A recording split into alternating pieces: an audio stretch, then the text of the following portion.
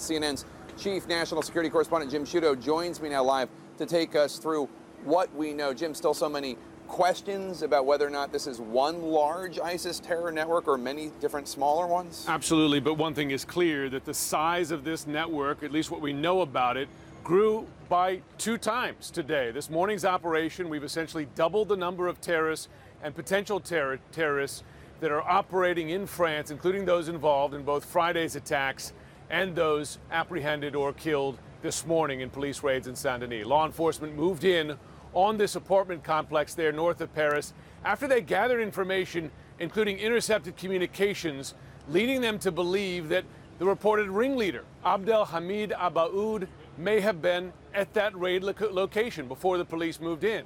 Abaoud, he is a 27-year-old Belgian jihadist who spent time in Syria. He is well known to both French and U.S. law enforcement officials and was believed to be behind a thwarted January plot in Belgium to kill policemen there and that failed attack on a high-speed train in August that you may remember was disrupted by 3 Americans. 8 people in total detained at the apartments overnight, 7 men, 1 woman, 2 suspected terrorists killed there, including another woman, a suicide bomber who blew herself up.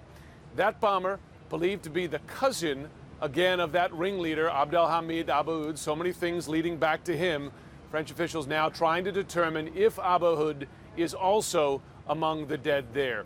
He is believed to have directed the 8 or 9 ISIS terrorists who murdered those 129 people, wounded more than 300 during Friday's rampage at locations across the French capital. We know that the manhunt continues for at least two of those suspected terrorists still on the run. One of them we know his name. He's been identified by an international arrest warrant. His name is Salah Abdeslam. He, amazingly, stopped and questioned by police just hours after Friday's attacks, but unfortunately he was let go. At the time, they did not know that he was a suspect. We are now learning this new detail, a connection that Abdeslam, that missing 8th attacker, and the ringleader, Abaoud, spent time together in prison in 2011.